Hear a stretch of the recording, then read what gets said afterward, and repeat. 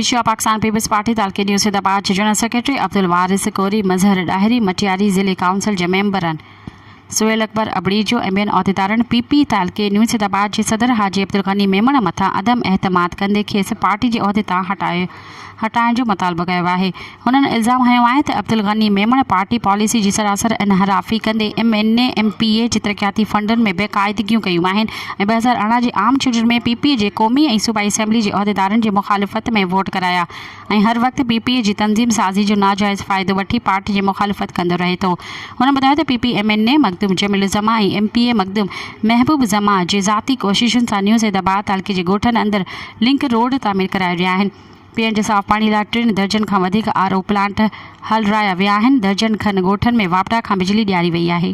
मज़ीद ख़बरनि ऐं तफ़सीलात लाइ विज़िट कयो असांजी वेबसाइट www.awamiNewsHD.com ऐं ॾिसंदा रहो अवामी न्यूज़ HD।